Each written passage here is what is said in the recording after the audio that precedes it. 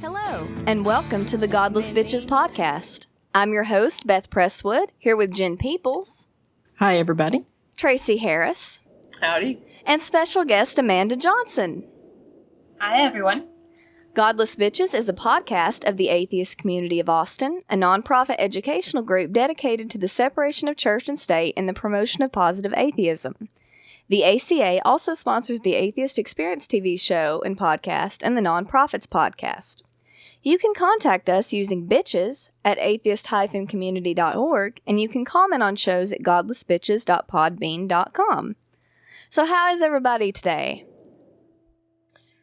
Exhausted. Well, I'm doing well. And Amanda? I'm okay. Sorry that Jen is feeling exhausted. Yeah, Well, sorry. I just got back from vacation, so, I have to So go back to work to And now rest you up. need another one from your vacation? Yeah, I have to go back to work to rest up. Well, let me make a few announcements. First of all, I do have a group on Facebook called Woo Free PCOS. If you have polycystic ovarian syndrome and would like to not be bombarded with a bunch of woo and unproven treatments for it, you can go there. Just search for Woo Free PCOS or look on my page. Also, the Atheist Community of Austin is having our annual Bat Cruise September 22nd. We still have slots open. So you can go to atheist-community.org, and there should be a link on the calendar, and you'll be able to buy your ticket. Also, Labor Day weekend, which is very soon. Maybe you can't even get there anymore, but the Atheist Alliance America Conference, the Godless Bitches, will be there. So if you can still get in. Wow, that's really soon. Yeah, I think they actually have extended registration on that, so... Oh, good. I thought I saw something on that. Well, then you might be able to get in if you're going to be there. And next Easter in 2013, the American Atheist 50th Anniversary Conference in Austin, where it all started. Woot! Everybody's got to come to that. Just start saving now, everything. So, our special guest today is actually going to talk about some things like that. She wrote a piece, she writes many pieces, but she wrote a piece on Friendly Atheist, a very, very popular atheist blog, about how she's had some problems with the atheist movement, and it's actually not about sexual harassment this time, but about cost and how a lot of atheist activities seem sort of geared toward people that actually have some disposable income. So, Amanda, if you'd like to talk about your piece a little bit. Yeah, sure. I guess I was just thinking about, I deconverted about a year and a half ago or so.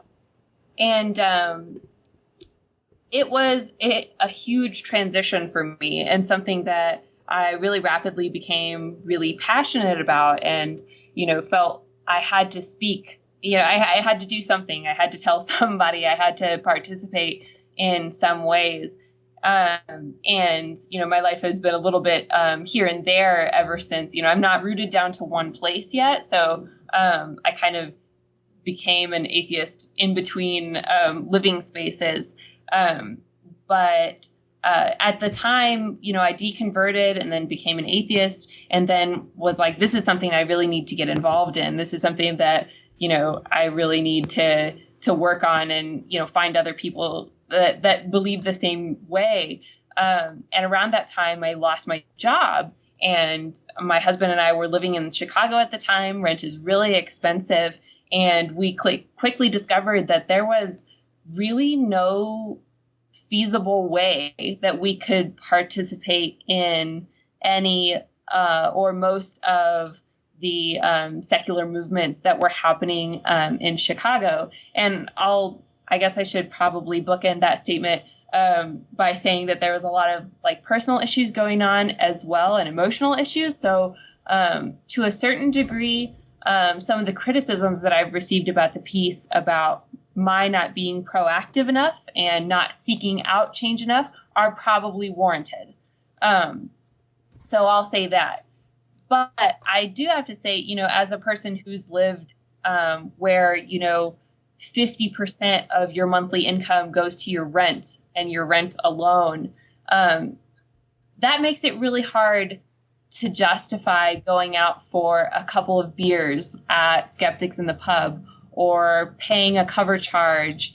And in my case, since I'm married, it's usually my husband and I that go to these events together, justifying 2 cover charges for a lecture or, some of the meetups that we really liked in Chicago where, the Chicago Skeptics are big up there. CFI has a huge chapter. And we just felt like we couldn't participate at all because the financial burden on us was so strong at the time. And I guess, what got me thinking about it, about writing the piece was, that's just my personal story. And we were lucky enough that our financial hardship wasn't harder than it was. So there are a lot of people that live in realities that are a lot tougher than what I've been through and probably what I will go through in the future. And so I have to wonder if the secular movement is really ready to get down to brass tacks and address something that is, I think, really limiting if you're only going to say the people that can afford to go out for a dinner to your CFI monthly meetup or pay the cover charge. Where's the spaces, I guess, for families? Where are the spaces for people of lower incomes, and people that have difficulties that I don't even have the imagination to think of? So I suppose that's the long and the short of the piece and where it came from. Yeah. And, that's a huge thing. And, there's this idea of intersectionality, it's not just women's issues. It's not just, minority issues. It's not just economic issues, that these things like all interact. And that's kind of the thing. It's not just that, women might be harassed at an atheist thing. It's also when you have atheist events that cost a lot, women just make less money and minorities just make less money. And that's just a fact. So those things all feed on each other. So that we're not getting diversity for several reasons. And this is one reason I think we can tackle. I mean, the ACA, none of our lectures are paid. All of our lectures are free. And our lectures, I'm pretty sure there's public transportation to the Austin History Center. In fact, It's usually hard to park there, just depending on when you get there. We do have paid things like the back cruise, and we do go out after the show, but you can also come to the show for free. So, I think we've done a little bit better job than a lot of places, but yeah, this is pretty much a huge thing. If I could just interject also at the happy hour, and this just happens to be the way the venue is. I don't know that ACA purposely did this, but we have our happy hour over at a local pub where they have like a pretty extensive outdoor meeting space. So there's the indoor kind of pub area, and then there's these picnic tables and stuff outside where people get their food and drinks brought out. And I know that there have been times, like I was having some medical stuff where I couldn't drink, and I just showed up with my, little water canteen thing, and I sat and chatted with everybody all night and just had my water. And I didn't eat or drink or anything like that, didn't spend a dime. So just the way the venue that they use for that is sort of conducive to you being allowed to just kind of bring your own thing. And I guess, as long as you're not, I don't know if, what the extent of what they'd allow you to bring, but nobody's ever objected to me coming with my water bottle instead of, ordering alcohol. Yeah, and I've actually seen parents order like pizza for their kids when they had kids there for like in the afternoon and stuff. Because this is a pub, so it's not strictly a bar, and so if it were a bar thing, I don't think most parents would bring their kids there. But we've had some afternoon events there, and parents have brought their kids, and I've seen them bring pizza to the outside tables, and no one has said a thing. Yeah. And I would also note that there are people who attend our luncheons, the brunch thing that we have every Sunday. and also even the after show dinner, who don't order anything to eat. So they may have, water or just a soft drink and just, enjoy the conversation. Yeah, the only thing about that is it could be somewhat embarrassing if you were always just the one with the water and, watching other people eat. So, yeah, but, it can be a little bit shameful sometimes if you know that you're forced into that kind of position. So I think it's really about not so much about making every event inclusive to everybody and I don't know, appropriating some sort of like hyper paranoia about it, but recognizing and being cognizant of the fact that these are issues that do affect people sometimes, and not relegating people to always come to events and, come to a Skeptics in the Pub and sit there and drink water every week, because if that's the only place that you hold your skeptics or atheist gathering, then that's really difficult and can be, I think, harder to overcome. I mean, even if you're the kind of person that says, I don't care what other people think of me, it doesn't matter. It can still get to you after a while.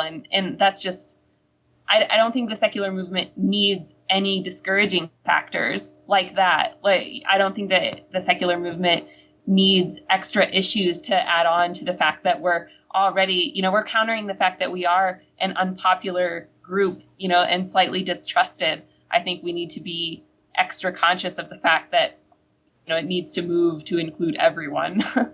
No, I agree. And actually, I got a chance to read your essay right before the show, and I was thinking, I'm glad that you wrote that because, I there are a few people that, like I said, come to the after show dinner and they never order anything. They sit there and they might drink a soft drink or maybe some water. And, having been a starving student myself before, I just always have assumed that they're starving students and that they just don't have the disposable income. And I really thought nothing of it. And, reading your essay kind of got me thinking about it a little more, that maybe I do need to be a little more conscious of this, that it might be more than, a starving student situation. It might be people that, they lost their job or for whatever reason, they're in a situation where they just can't, responsibly spend the money on dinner. And we do need to provide more opportunities for people in all kinds of situations. And I think that part of the problem too might be that we just have kind of an underappreciation of what poverty really looks like in this country. Oh, definitely, yeah.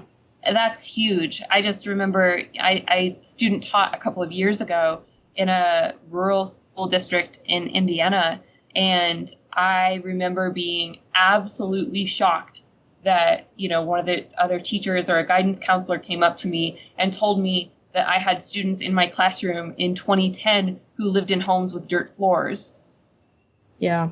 And, now where I am now, I think about that and I say those students had parents or guardians who lived there with them. Maybe some of them were atheists, and maybe we could have, maybe we, as in, I guess just, atheists or non-believers that are involved or passionate about the secular movement, like maybe we could have been there. Yeah. And it would be a tragedy if we weren't, and we could have been. Well, the thing is, when I posted this and when I post anything about atheist community, there's always a few kinds of people who come out of the woodwork. And one of the kinds of people that come out of the woodwork is people who just recoil at anything that seems church-like. And what they don't realize is that churches have purposes. Churches are there for a reason, and it's not the Jesus stuff. And if we can take the good parts out of church, that's what we need to do. And the good parts out of church are helping people and community, like, having the potlucks, helping out the people that are having a rough time. All of that, bringing over food when somebody has a baby or when somebody's sick or when somebody's had a death. Those are the things we need. Yeah. Or at least some people need. If you don't need it, then whatever, but... Beth, you and I were talking with your friend, Nicole, I guess a about a week and a half ago or something after the lecture, and we were talking about an email that came in, and it was about someone who, they were a theist apparently and objected to organized religion. So they were keeping all of the crap about religion, all of the theological baggage, and they were actually talking about throwing out the only part of it that's valuable, which is the social connection, the sense of community. And I agree with you, that's the part we need to keep. That's the only valuable part of it, is the connections that we have with other people. Yeah. This is an interesting point. Just listening to you all talking about this is interesting to me, because I had like a fundamentalist background 3 times a week at the church, and yet my mom, who drove that, was never social in the church. Like, we rarely attended anything social, and when we did, it was extremely forced and like unnatural as far as like our family. So I never really was comfortable or brought into that whole social aspect with the church. It was always just about Bible study, memorizing Bible verses, worship service. It was just all about the religion and not really about the social aspects of it. And I almost wonder if that somehow shapes my view of it a little bit, because I never had that experience with the church I was at, or any of the churches that I was at. I would agree with that, because I have, I think, a similar experience.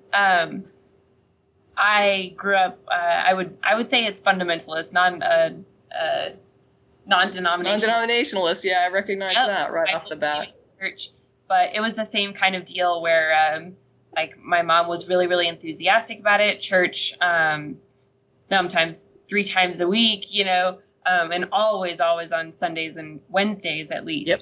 And I just remember it being really hard, like, as a teenager, because I never really connected with the people in my youth group. They all went to a different school. So I was just kind of like, what is the point? I'm not getting anything out of this. But I hate to say, I do think they're doing something right because I see my family and, a lot of my friends, and they all are very, very much invested in what they call their church family. I love Christian-y lingo. But they're really, really invested and absorbed in that. And I think certainly, having that socialization every Sunday on a weekly basis with the same people over and over again, it didn't work for me at the time when I was an awkward teenager and continued to be an awkward college student. But if you're the kind of person that can be comfortable in that environment, or it just, happen to be in the right place at the right time, it's an incredibly powerful tool. Okay, well, I agree. Yeah. This is a really go ahead. This is a really important point I think we're getting at, because I also hated everybody at church. And part of the reason is, I think, for atheists, that we might have a problem with this is a lot of us doubted from a very young age. And the church membership and the church social functions are always very conditional on you being a Christian and you being in their group. So if you're made to feel like an outsider very early, you won't ever get that. And if your particular church, isn't very social, you won't get that. But the people who do believe it and who do go to churches like that, they get all this stuff. They have their friends, they have their potlucks, they have, all the caring community. But that might be a big reason that there are some atheists who recoil from this, because they never had it because they doubted from a young age. I think I wouldn't say that it's not correct. I mean, I can't speak for anybody else, but for me, that does not speak to what I was describing. I believed, I don't think anybody believed it more than I did. And the thing about it was like what Amanda was describing, all the people my age in the church, I felt like were immature and did not have a handle on God like they needed to. They were not serious about the religion, and they were just, it was like they were dragged there or just not smart enough to get it, didn't understand their Bibles. And I was like extremely elitist, I guess, in my view of them, and thinking that they just, would they even make it to heaven? Would they even understand what it meant to be baptized? Did they even, get it at all? Was kind of where my head was at. With the adults, I actually had, I wouldn't call them friends, but I was well liked with people 20 years my senior in the church. But I didn't relate at all to the kids my own age because they just seemed like children to me. And and like my mother was very active when you talk about helping people. If somebody was sick or something, she would be the first one over there with, I made you dinner, or can I clean your house? Or, she was extremely giving of herself when it came to helping somebody at the church that needed help. But I don't remember ever having like a social function at our house that included church people, like a party or anything where we didn't socialize with them. I don't know how to explain it, but there was like no social connection with the people in the church. Yeah, I had a very different experience, but my religious background, I had various flavors of Protestant Christianity imposed on me, throughout my life. But when I made a religious commitment of my own, it was in the Episcopal Church, which of course is a very liberal version of Christianity. And I remember feeling that, the expressions of fellowship and companionship and, friendship in the church with me, with other church members, I remember feeling that it was genuine. And, that people did these things together because, they genuinely liked each other's company. And I remember having a lot of social interactions with people in the church. So, I thought it was a very positive thing. Sure. I wonder how all these experiences, though, come to bear, and how that may color people's views of what they expect of an atheist group. Like I know not everybody comes out of a church and not everybody deconverts. Some people are atheists and they've always been atheists. But I think just in the people that we talk to that are atheists, it's a very common experience for somebody to have been raised in religion and accepted it at some point and then come out of it. And there's other people who were raised in religion and never accepted it. And then there's some people who were never raised in religion. And I just think to myself, is my expectation of a group like ACA more centered around my past experience with a group like the churches that I belonged to? Do I form those expectations similarly? And the reason I'm asking that is when I read Amanda's article, I think I read it, I guess it was like not tonight, it was earlier when it was posted. And I immediately thought upon reading it, like, oh yeah, our lectures are free and it's easy to come to the happy hour and not drink and it's okay. Like I brought bottled water and it's fine. And so I was trying to think in terms of, does ACA offer this and do we offer this here in Austin? But then when I read like deeper into the article, I saw that what Amanda was talking about wasn't things like this. She actually addressed things like the happy hours and the lectures being free. But what she was, if I understood you correctly, Amanda, what you were describing was more of a non-atheist connected social interaction that had to do with things that were not atheist related, like having a hiking group with atheists. Is that correct? Was that more like the thrust of the art? Because that's what I got from it. Yeah, and it was hard. I'm writing a series of posts, and the next one's going to be really fun because it's going to be about social justice and feminism. So definitely watch The Friendly Atheist for the next few days once I get that up. But there was so much that this touches on, and I think there's so much that's interconnected that it was hard to just focus on one specific topic for that blog post alone. But cost was the main thing. But I think that, part of it is cost in general, but part of it is also valuing that socialization aspect that I don't feel like I've ever really seen in any secular organization that I've, tried to get involved in the past. I think that's two things that can happen at the same time. I don't think that every secular event has to be a lecture. And I know the thing that keeps coming up is like the picnic, potluck type things. But I just think that, that's a really quick, easy sort of ideal sort of interaction that you can have as a secular organization, purely, to get together as non-believers and, to have that opportunity to meet each other and just meet like-minded people, because I don't think that there's really any other way to do that. I was actually just I was talking to my mother-in-law on the phone right before we started recording, and she's actually a Christian counselor, but it's really comfortable and open talking with her about this kind of stuff. And I was telling her, I was like, I look at the relationships with you that you have with the people in your congregation and how close you are and how many friendships have come from that and how many business relationships have come from that.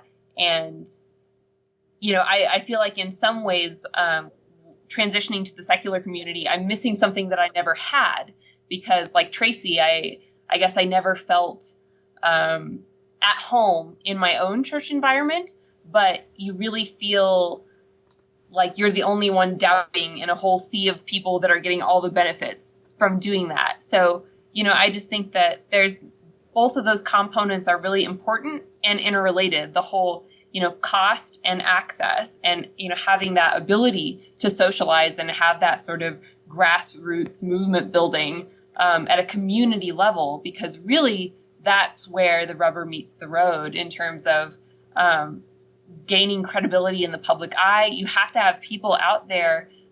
We talk all the time about people coming out, but what good is it if you just come out and that's it? That's like the end of the road. That should be, I think, just a part of the journey, not the sum total.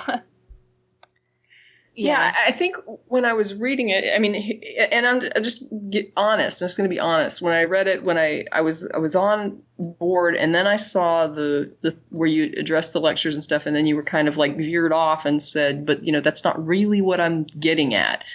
And when I hit the point where you started to talk about the like non-atheist related socialization, I started diverging, I guess.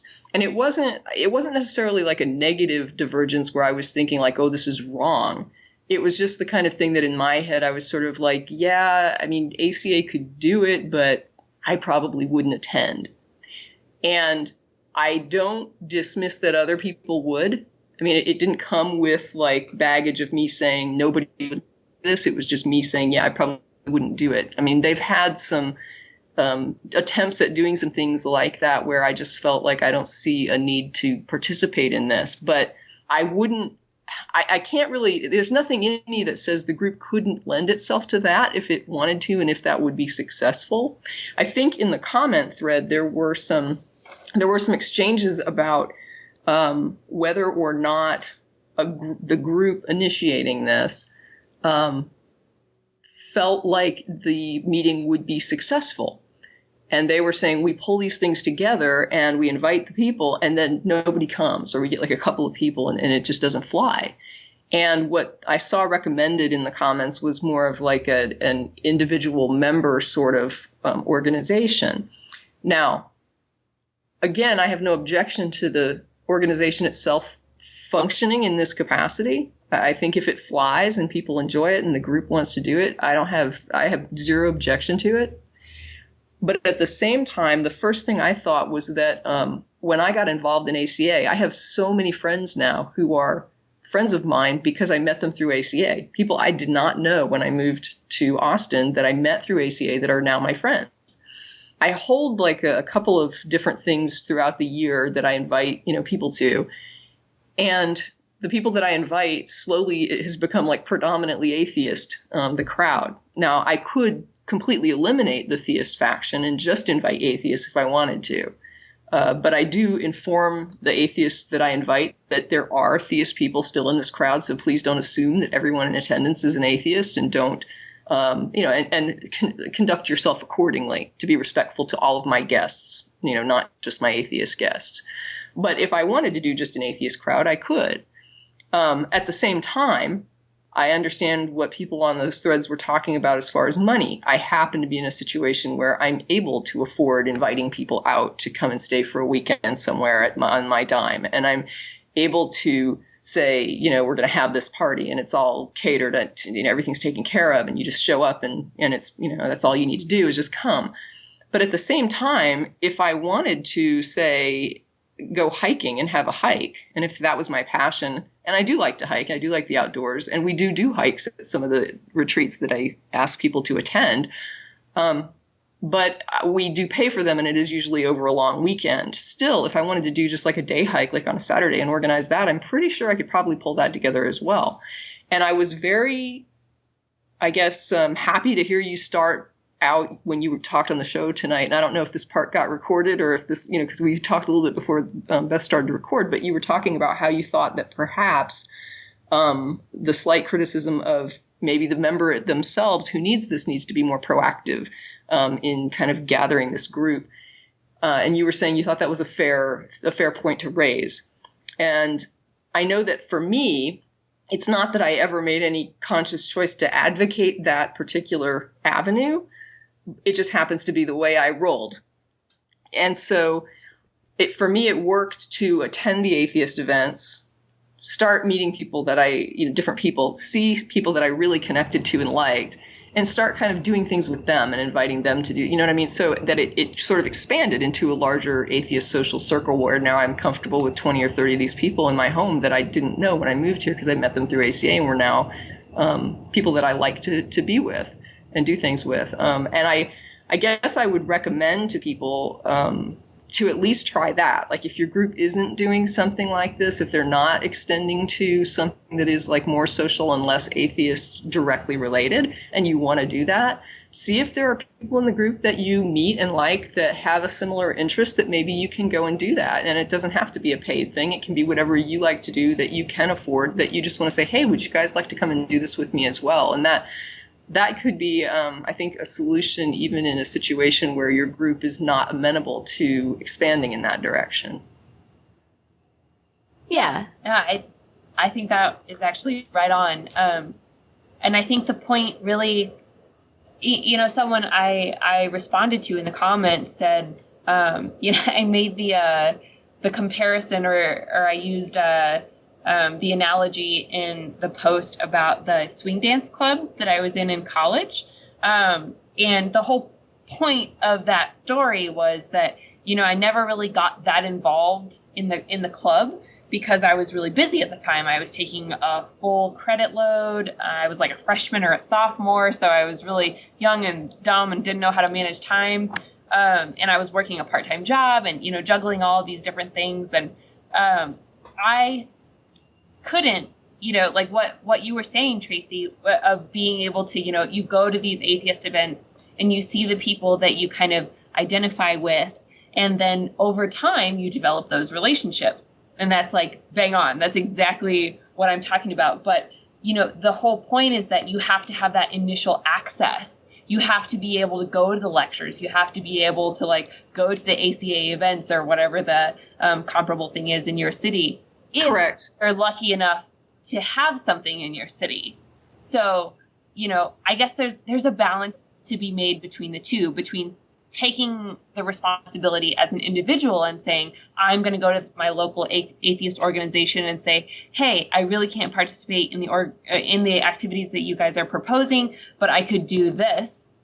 And being an organizer, being a community organizer and having, the perspective of how are we going to grow our group? How are we going to make this a little bit more inclusive so that more people can attend? So I think that there was,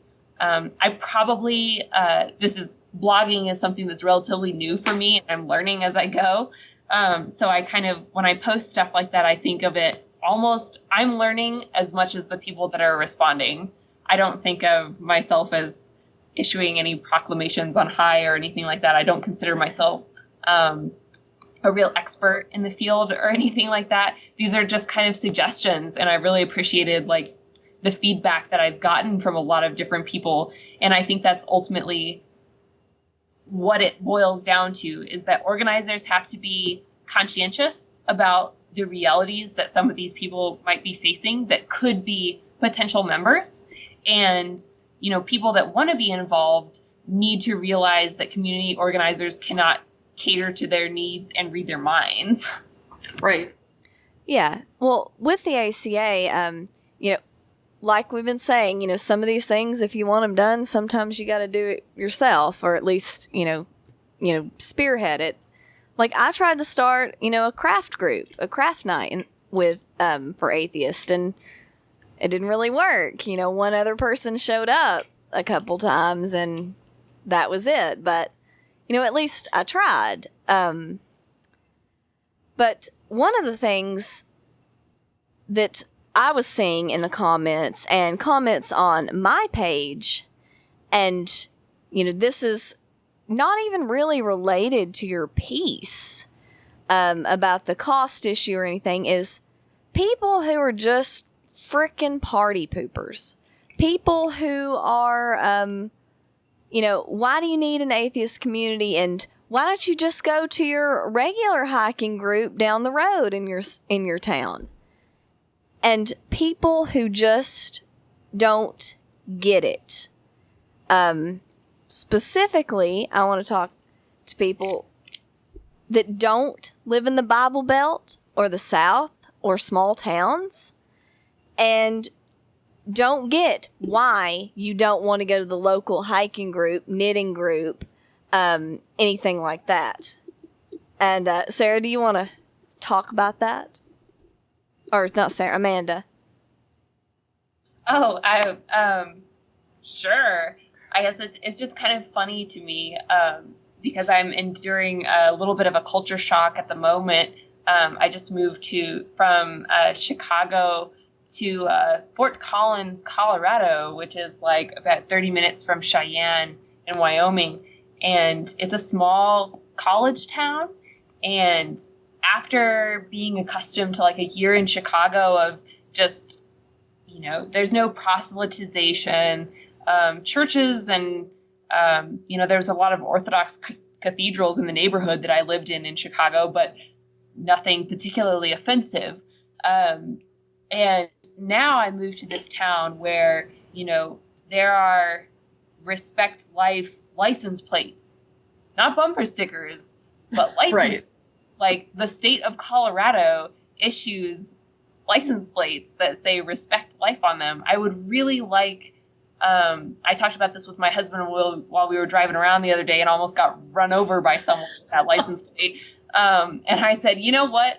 I would really like a respect quality of life license plate, but that's just me.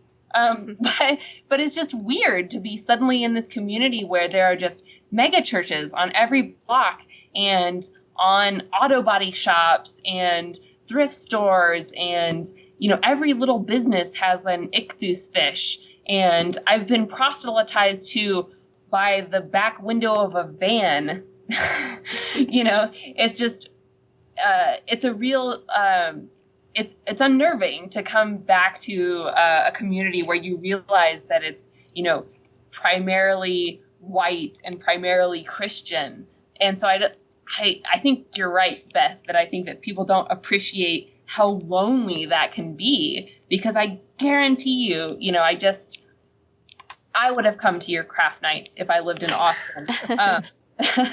But well, I'm learning to knit, and if I went to my local knitting group or like the local yarn store and attended their weekly meetings, dollars to donuts, it would all be theists. And it's not that that's a bad thing or that those are bad people. It's just that sense of having to guard yourself. Yeah, and it's 24/7. 24 freaking 7. That's the thing. Yeah. You have got to have a place where you can get away from the crazy and you can talk to sane people, starting from a baseline of what is reality. I mean, that to me is not too much to ask. to say, can I just have like one area where I get to talk to people who can agree with me on the freaking foundation of what is reality? Yeah. And there are places, and I'm talking to these people out there, you know, you live in Europe, you live in New York, you live in California, and, you know, I'm not trying to be mean to people who live there, but here, you know, maybe not in Austin, but in other places I've lived, in Cleveland fucking Tennessee, and in Johnson City fucking Tennessee, and elsewhere in Texas, there are places where the second question out of people's mouth is, where do you go to church? Not, do you go to church or anything else? Right. There's this assumption that everybody's Christian. And if you're not, then it's just because you haven't heard about it yet. You know, if they just share some Bible verses with you, then you'll be Christian too. And that assumption, you know, being put in that position is incredibly isolating. And I think people who live in these larger cities that can just walk in and there's almost a default assumption of secularism, if not outright atheism, at least, you know, it's a neutral environment wherever they go. I think they don't really grasp how isolating it is to walk into a group that's, you know, a hiking group or whatever, and the default assumption is that everybody is Christian and we're going to pray before we hit the trail or some other, you know, nonsense like that. Yeah, it can be very uncomfortable if you're not a theist to be suddenly confronted with that in a situation where you're thinking, what does this have to do with God? I came here for a hike. Yeah. And not only that, but depending on the dynamics of the group, there can be this implied threatening context to the question. You know, that if you're not a theist, and more specifically a Christian, then, you know, you're not one of us. You are viewed with suspicion. Absolutely. Even if you're not the right kind of Christian, if you were a Catholic and you were going to some of the groups dominated by Baptists, Lord in that case, you're not even really a Christian, right? Yeah, you're the devil's pawn. Of course. I thought Catholics were like kind of alien or something growing up. Like I wasn't sure what to do with them. It's just like, we'll just not think about that. Well, I had a grandmother who was she was involved in this. I guess she was raised in this Nazarene sect. It's really kind of batshit crazy. Anyway, she actually asked me one day when she found out I had a lot of Catholic friends. She had actually asked me, well, don't they realize that the Catholics killed Jesus? And I just, you know, it's like, what do you even say to that kind of crazy? You know? I don't know. I don't know. It's like, you realize the Catholic Church wouldn't exist for like another 3 centuries after that. Yeah, that's kind of like when people say that, you know, Christianity's the oldest religion. Yeah. And you're just like, did you really just say that? Yeah. I mean, this is your religion and you don't know about your own religion? Like, really? Yeah. I'd say stupidity and ignorance is bottomless. Oh, yes. So, if you haven't experienced this, you don't know, and shut the fuck up. And I'm sorry to be so mean about that, but I've seen this numerous times where people they're hyper skeptical of the claims from people who live in the Bible Belt in small towns and say it really can't be that bad. Yes, it can. You know what, though? You know what? Even if I guess my thought is, so what? Like, so what if you have this experience where you, like for me, I am not at all drawn to the total social thing, but I don't sit around trying to think up reasons to piss on it when someone else says they would like to have. I mean, it's not like when you did the craft group, and I kind of felt bad because I was like, I like Beth and I want to support it, but I have no interest in this at all. And so I didn't go, but I don't think I ever, you know, I can't recall ever going anywhere and saying like, oh, how stupid is that, a craft group? You know what I mean? It's like, if you can get members and they want to do it. I mean, I don't see, it's not my thing, you know, and I will admit to that, to say, I don't get it. but I don't care if someone else does it or if ACA sponsors it. If there's a group that wants to do it and they're in ACA and ACA says we get a turnout, what the hell does it matter to me if someone else does it? Why am I going to sit around like pissing on them? Like, Yes. what is the goal? I don't know. People just want to be contrary. I really don't know what the goal was. I'm going to read some quotes from this one woman who was on my thread about this. And it's just like, some people aren't very social. If you don't want to be a member of any group, that's fine. Whatever. If you don't like the craft thing, whatever, if you have a place where you have a source of friends who don't think you're going to hell and are trying to convert you at every minute, good for you. But that's not everybody's experience, and some people want a little haven. Why do you have to piss on it? And this is something I've seen several times, and I just don't understand. It's why I want to do a show on it. I can understand a lot of people griping about a lot of things, but what other people want to do with their community groups and their atheist groups, I don't understand pissing on that if that's not your thing. Especially this one woman. I'm going to read some quotes from this thread I had. I'm not going to name her because, she's not even my friend, but I tried to explain it before, but I will try again. This is like in the middle of the thread. I think the biggest problem is people building their whole world around what they believe about the supernatural. This is what this woman is trying to do. Have atheist hiking groups and the like. I don't need atheism to be the focus of my social life. I do things with people who are very Christian. They do ask me about my lack of belief. I don't mind. Remember how when we were in church, people would talk about being a mature Christian and being baby Christians? Well, I think after a while, you become more comfortable with your atheism and you don't mind being asked where you go to church. I don't mind going to do something with people and hearing them talk about church. It doesn't affect me the way it might have when I was much younger. We need to build communities with everyone, not just people who agree with us. So yes, hobby groups are community, not substitutes for it. I don't mind socializing with people with different beliefs, and I think this is what we should strive for. So, first of all... That's just accommodationist. Yeah. Well, first of all...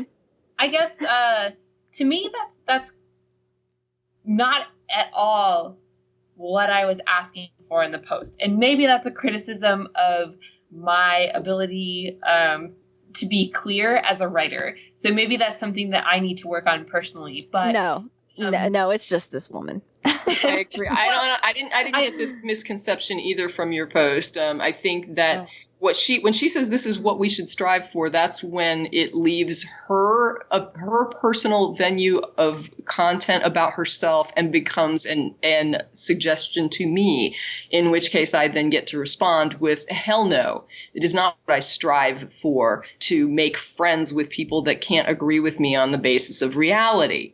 I am happy to make friends with, anybody I get along with and can be friends with. And if it turns out after I get along with somebody and I like them, they're a good person, we have some things in common, I find out they're theist, I'm not going to cut them off for that.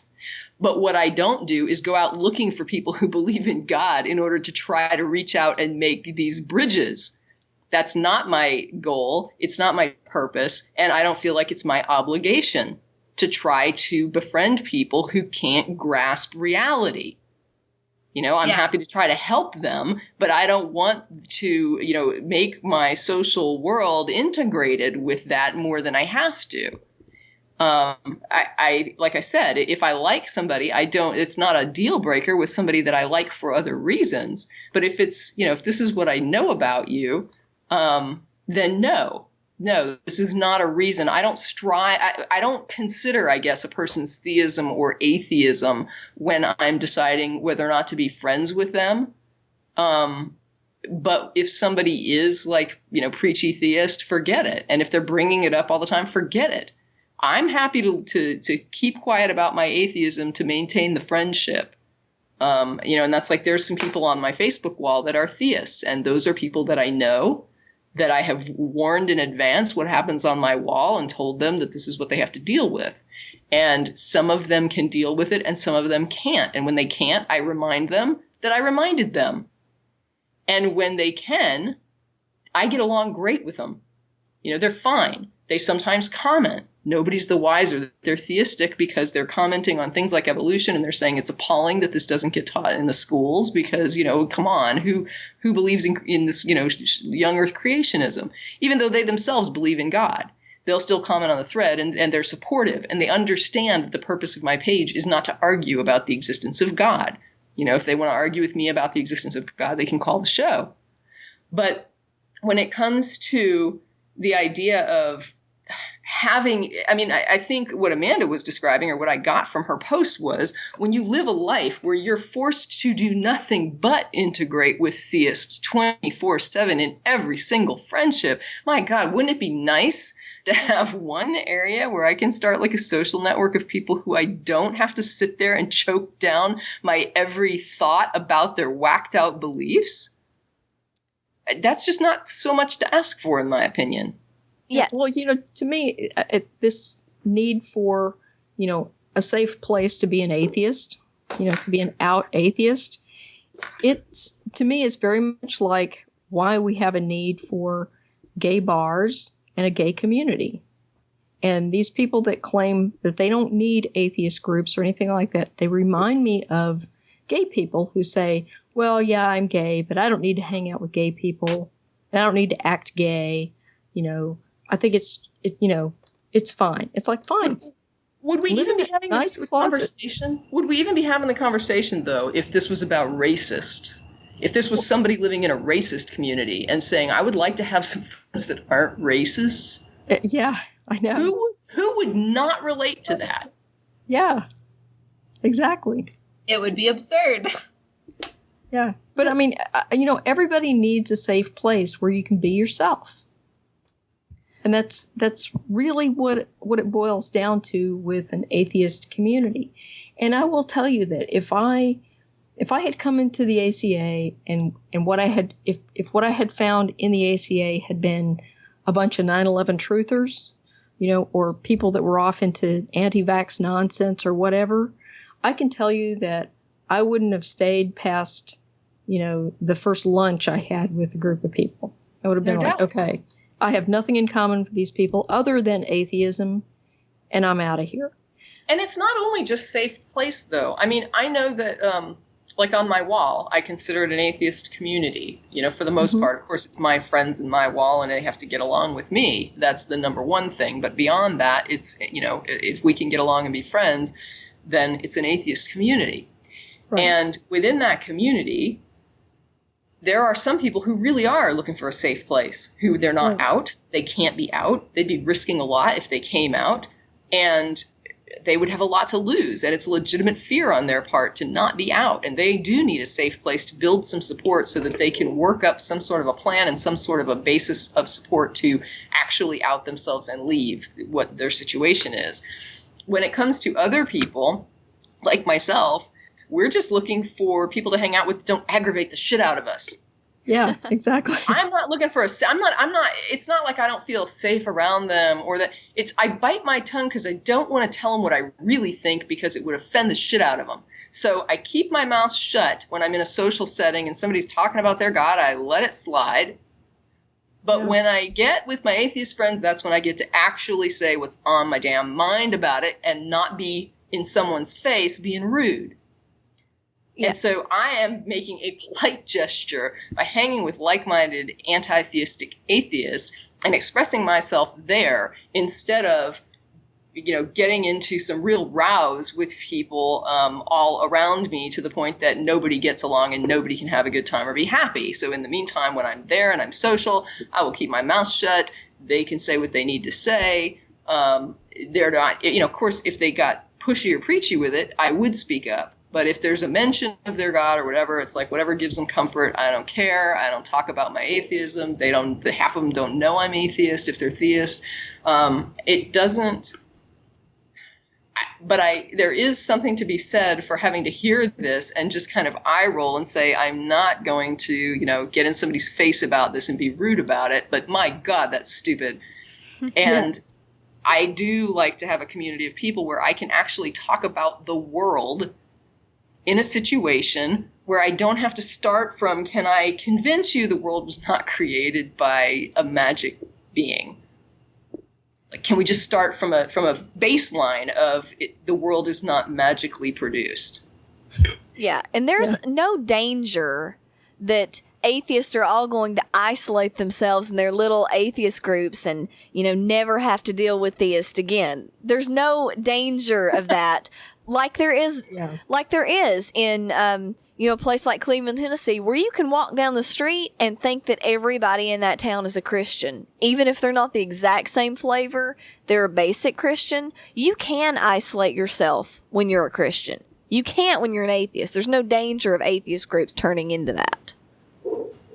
Yeah. We couldn't possibly get along without interacting with theists. And I don't have a problem interacting. Most of the people that I interact with during the day, I couldn't tell you what their religious leanings are because I don't talk to them about it. I don't want to know. I don't care about it. I don't tell them I'm an atheist. They don't care I'm an atheist. They're not asking me what my religious beliefs are. I'm not asking them what their religious beliefs are. This does not even come up. There's like no context for it. So I don't want people to think that I'm like hyper fixated on it. I don't give a crap. Yeah. But when it does come up, as long as it's a passing I'll pray for you or something. The person doesn't know. It's like, whatever, I don't care. It makes them feel better. They think they're doing something. I'm not going to solve this in a conversation with them. But I just don't see why it's that unfathomable to understand that there might be people who would like to have a conversation regarding the earth and humanity and be able to frame that in the context of starting from a baseline that does not say, can we first, if you have to first resolve whether or not it all is magical, you're never going to get to any other conversation.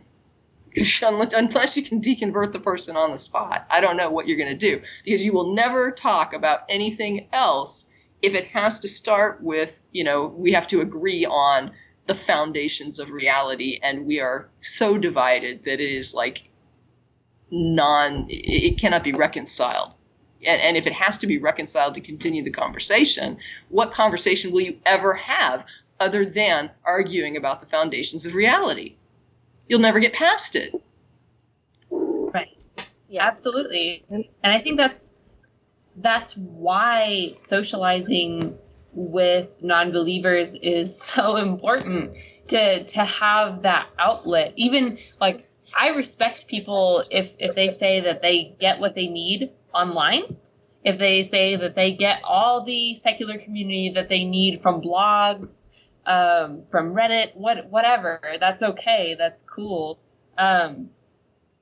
But, just because you desire community with other non-believers in like a meat space context doesn't mean that you're not willing to have relationships with theists. I guess that to me seems really crazy, because there were a few criticisms of the piece that, seemed to me to suggest that I had some sort of like pathological desire to only hang out with other atheists. So it's that would be me. that would not be you. That would be me. And just to say, I just want to be real clear on this. It's like, when I talk about people that are theistic that are in my circle, it's because most of the time in life, I'm not sitting down to have a deep conversation with someone. I don't usually, when I interact with people day in and day out, it's usually not about some sort of, let's talk about life in the world and everything. But I don't want to go my entire life never talking about life in the world and everything. And I can't have that conversation with a theist. It's impossible. How can you have that conversation when there is such a gargantuan divide between what life, the world, and everything means and what it is? When you can't agree even on what it is, how do you have that conversation? How does that dialogue even begin? The starting point you can't even get beyond that. So I do agree that, probably if all the theists in my life were to sort of glow green, I would probably see 99% of them green. That would be the people that I interact with day in and day out, perfectly fine, no problem with it at all. But if I'm going to have a dialogue with them about something really deep and meaningful, which doesn't usually happen, but when it does, that conversation can't happen with a theist. I don't see how it could. Yeah. I mean, we all have our, our standards. Like, if I'm going to call somebody a friend, they can't be somebody that thinks I'm going to hell. They can be somebody who believes in God. I have a few theist friends, but they can't be the you're going to hell type. And really, nobody. I wouldn't hang out with anybody really that thinks I'm going to hell, except for family who kind of have to hang out with sometimes. I mean, I wouldn't even sit down and knit with a person that thought I was going to hell. And deserved it. Yeah, and deserved right? it. Yeah. That's the implication. You deserve hell. Yeah, it's just... Yeah, that's the thing. Not only could I not have a deep friendship, a deep, holistic friendship with somebody, but I couldn't even go do things with somebody if I knew they believed that. See, I think that's kind of interesting because, I mean, I have, to put it in perspective, like I have only been an atheist for like a year and a half or so, probably an agnostic for longer. But my best friend of over 10 years, more than a decade, was someone who was, grew up in a conservative Baptist church and then converted to New Order Mennonite. So really took a step in a really progressive direction. But she passed away a couple of years ago, which is, I don't want to give the impression that we're no longer friends because we disagreed with our religious beliefs, but it actually never got in the way, really, because I think we had such a long relationship already started, that even as I moved further and further away from religion, because I think like most people, it was kind of a slow progression of like learning more and more and giving your doubts more and more power. But, because of the memories that I have with her in particular, like I can't really say that, if someone thinks I'm going to hell, I couldn't be friends with them.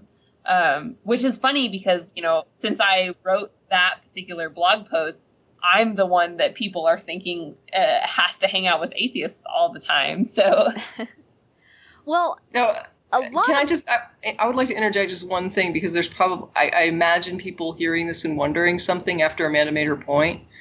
I should point out, I'm married to a theist, and my best friend is also theist.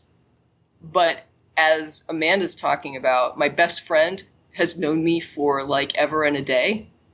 And this is still, though, it's somebody that I still there's certain conversations I can't have with her. It's not because of any kind of judgment. It's just because I know she won't understand or view it similarly. So there are things that are cut off. And our relationship is more of a familial, I guess, tie, where she's more sisterly to me than that deep conversation thing. We talk about our lives. Like actual factual implications of what we do in our lives. That seems to be what it centers around. We don't really get off into philosophical conversation or things about meaning, or it's just about life in general. And that's kind of the limit to our conversations. And when it comes to my husband, it's like a completely different dynamic, where it's also very pragmatic dialogue. It all has to focus on pragmatism more than, it's just not when I want to have deep philosophical conversations that are meaningful to me in like an intellectual way, I definitely have to go out the door and hit the ACA happy hour. That's not going to happen with a theist. And I don't know, Amanda, I mean, what was like the context of your connection at the point that you were an atheist and she was not? that's really interesting. And I don't want to answer the question without like giving my whole life story, because that will be boring. And I don't think anyone on the podcast would enjoy hearing about it. But at that point, it was something that I think back, and I wonder if I wasn't an atheist a lot longer ago than I think I was. I have, written in some capacity for a long, long time. And that's kind of been my shtick, I guess. So I kept a diary really, really regularly ever since I was in like elementary school. And not too long ago, I went back and reread them and found an entry when I was like 15 or 16 years old. Hello, this is Tracie. But yeah, I went back and reread one of those diaries and found a post that maybe indicated that I had some serious doubts about like even the existence of God at like 15 or 16 years old. So I think like a lot of people, I did have doubts for a long time, but I definitely considered myself really strongly a Christian. And just, my friend and I, she went to a conservative private Christian college after being homeschooled her entire life.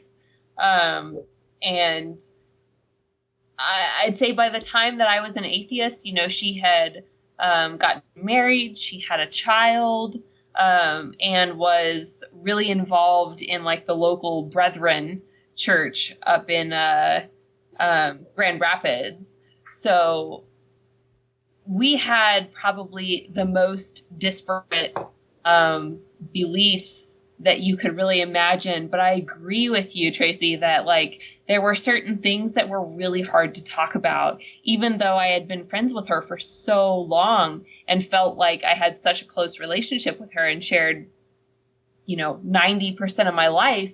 There was still that 10% that it wasn't that I felt like I couldn't be honest, because I knew there was nothing that I could do really to damage the friendship other than saying, we're done. Right. No, I agree. I understand. Yeah. But there were certain topics that it was definitely uncomfortable to broach. It was the kind of relationship where I remember attending Rob Bell's church up with her in Grand Rapids one time when I visited. So I attended church with her when I would go visit up there. And we would talk really openly about my own doubts and my struggles and stuff like that. But on a certain level, you're right. You do just have to not broach certain topics or... Well, I think the point to communicate, I mean, when you communicate something to someone, you're trying to express a message that you're hoping will be clearly received. And when a person believes in God and I'm trying to talk to them about certain things and I know it conflicts with their belief in God, I have no confidence that that is going to be clearly received. And so there is no point to communicating that message. The person will not receive it. They will not understand it. It will be completely foreign to them. I might as well be speaking Russian.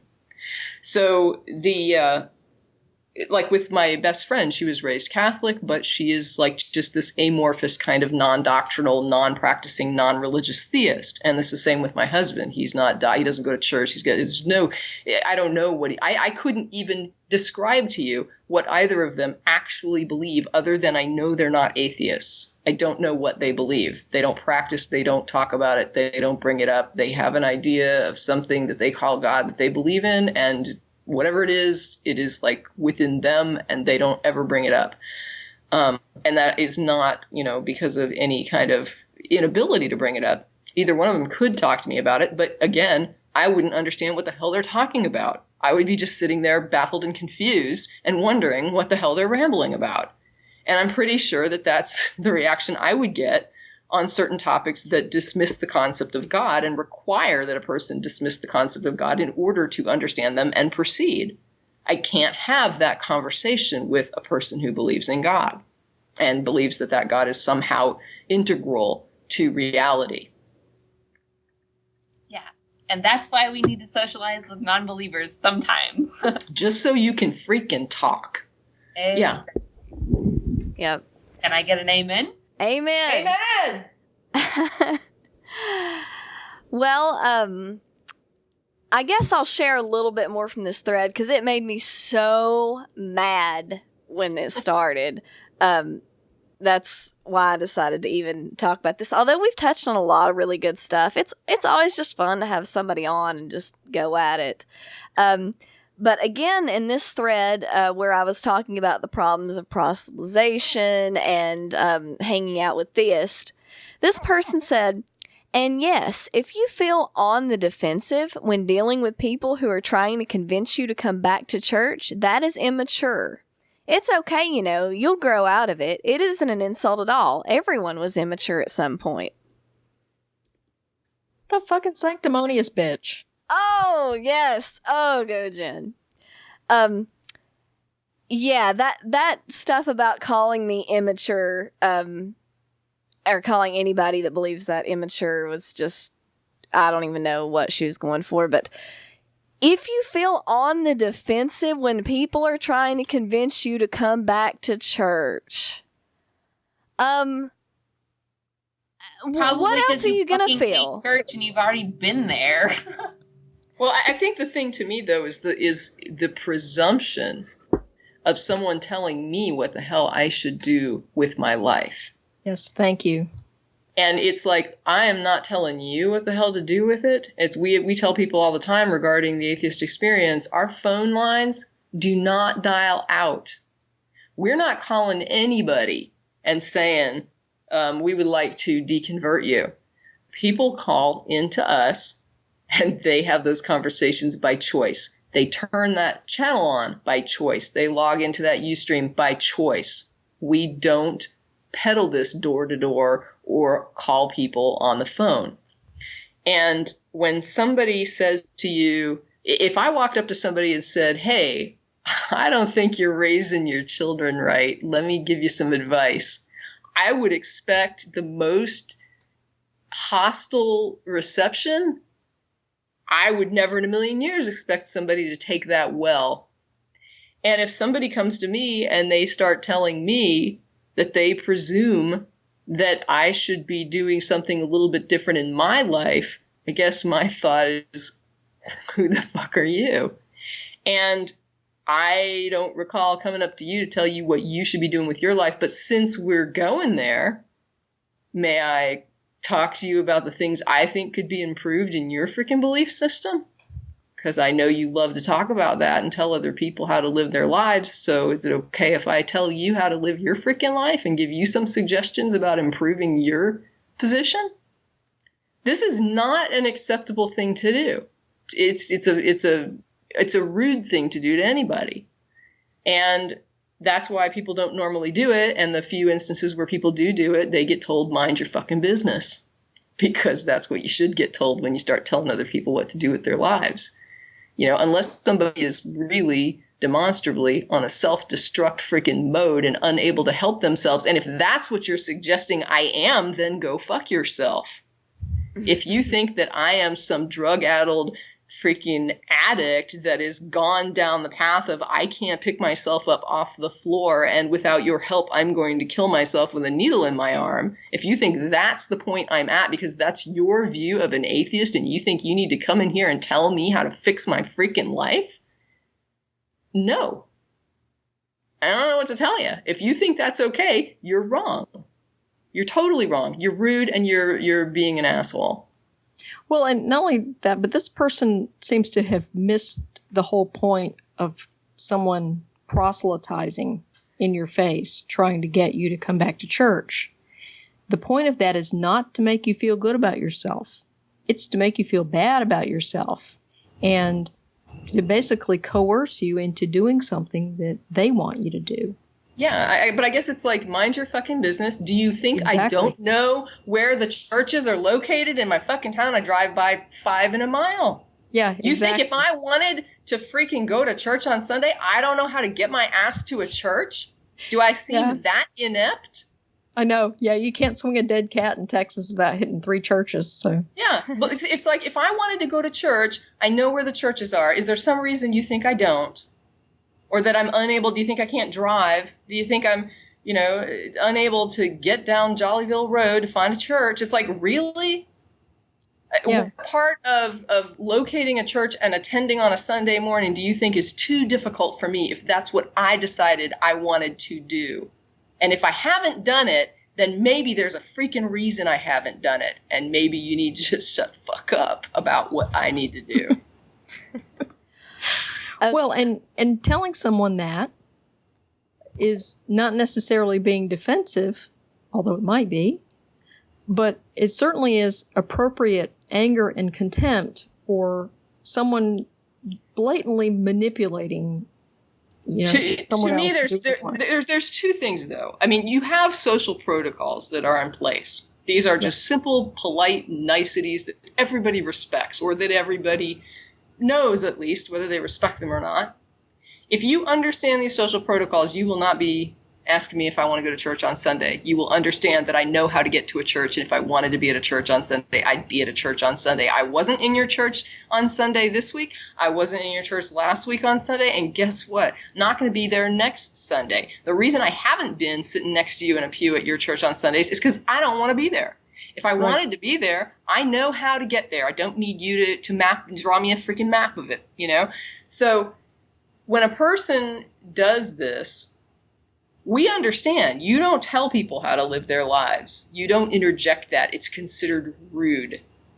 When you start telling somebody else that you think you know what they need to do with their life, you have overstepped. You have gone across that line in the sand where civil people do not tread.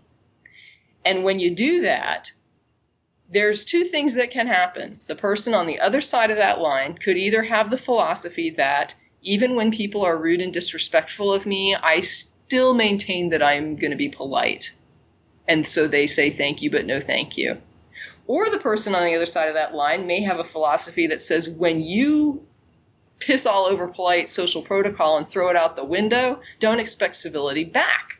I'm civil and I exercise the accurate social protocols when they are shown to me with the same amount of respect. When you don't show them to me, don't expect to get them in return.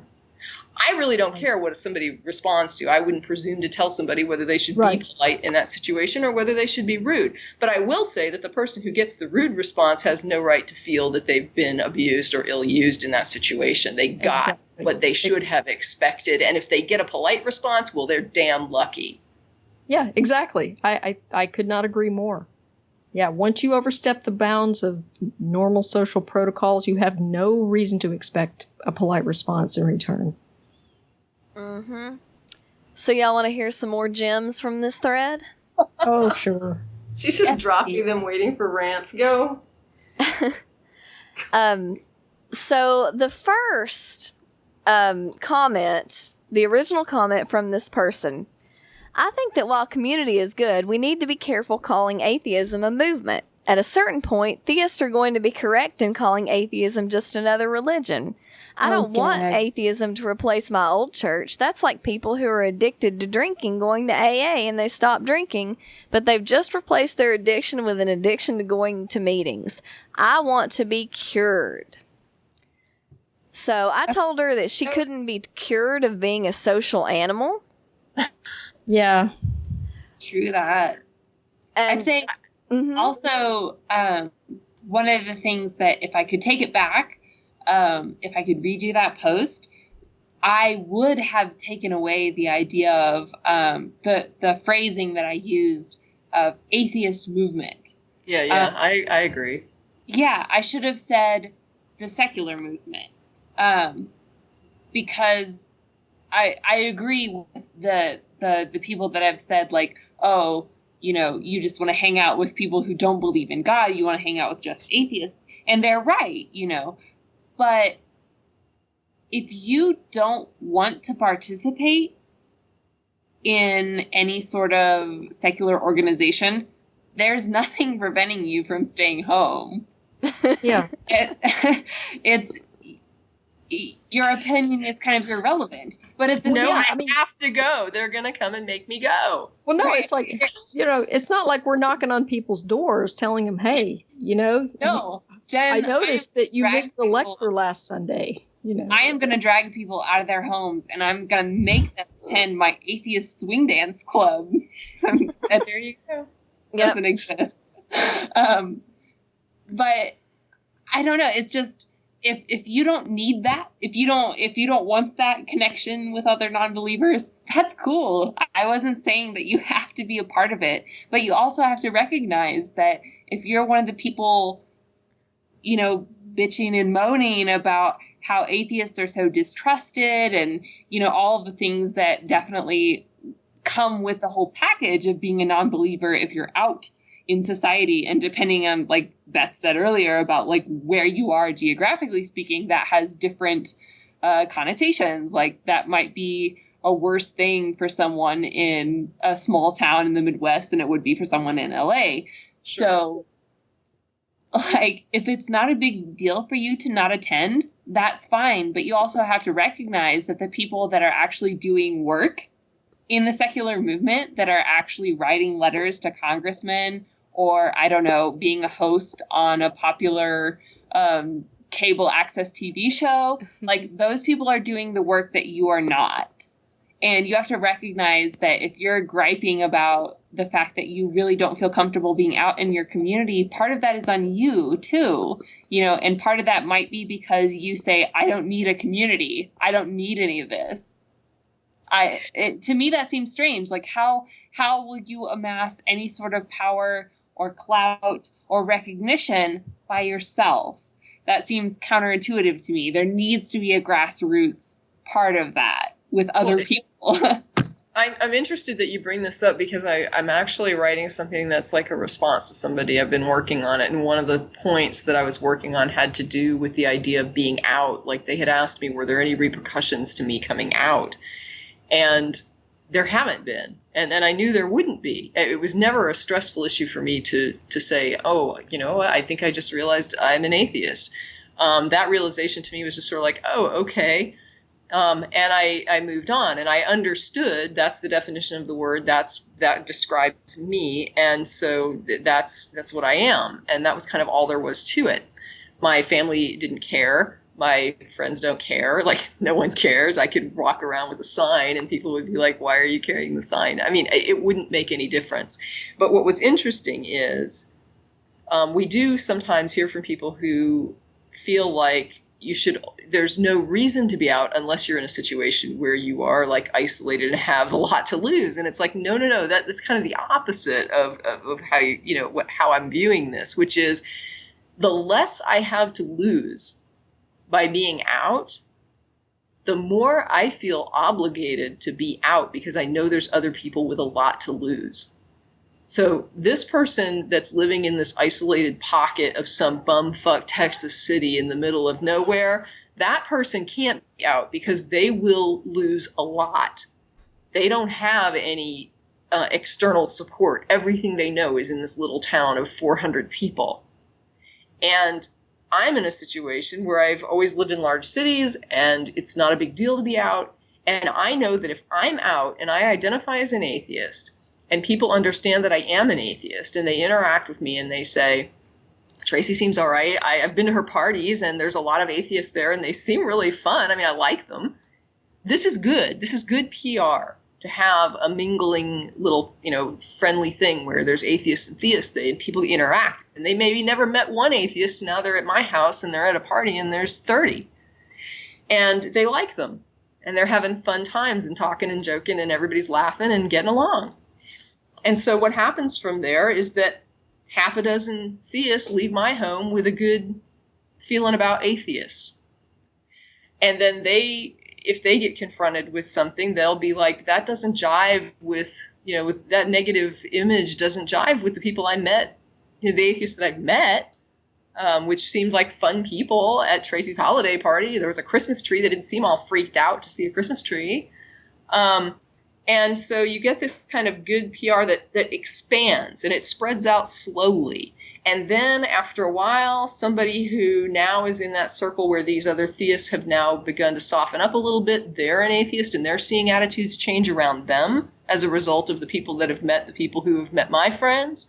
And they start saying, well, maybe I could be out a little bit. Maybe it seems like, grandma's a little more lenient than she used to be about this idea. And maybe I can say I got some doubts. And these people slowly begin to come out. And then people know them. and they make an impression, and this impression spreads. It spreads. It's slow, but it spreads. And eventually the idea is that it's going to spread to that town of 400 people. And that one person who's sitting in that town, that might be actually 3 or 4 people who are sitting there thinking, I wonder if anybody else in this town is an atheist. Those people then maybe one day can have an opportunity to experience a community where they're not going to get some really angry, hostile, hateful, threatening responses to saying, I just don't believe in God. And to me, it means that I don't feel like the person in the town of 400 is obligated to come out. In fact, my advice to that person is don't risk it. It's not worth it. You're going to suffer, and it's not worth it. If you have fears about coming out and you think those fears are realistic, don't do it. Wait until you can find some way to buffer yourself from all of that. And if that, and in the meantime, hopefully we'll be expanding toward your community to try to make people less pig-headed about who you are and what you are. And for the rest of us who can be out, if you feel like there's no reason to be out, like nobody in your immediate circle gives a crap, it's not just about that. It's about the impression. That's the thing. It's the impression that happens when somebody says so-and-so's an atheist. And even if they don't think twice about it, when they're hit with the negative PR, they compare that to what they've seen in reality, and it doesn't mix, and they don't buy into the negative PR. And this guy in the community of 400 is in a community of 400 people who have all bought into the negative PR. They think that you're evil if you don't believe in God. And so this person can't dare open their mouth. But I'm obligated, as somebody who has no repercussions, I think, to come out. I couldn't sit on this and live with myself.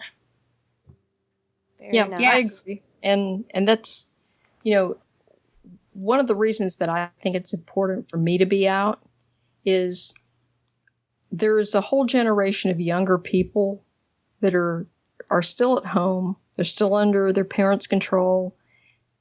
They're atheists, but they can't really be very open about that. And I think it's important for me to be out because it lets the younger people know that, when you get away from home, you go to school or whatever, there's an atheist community out there. And even before that, if you can get online, you can find any of us on Facebook, friend us on Facebook, and you can find a community where you can associate with other, like-minded people. That's the basis of human connection right there.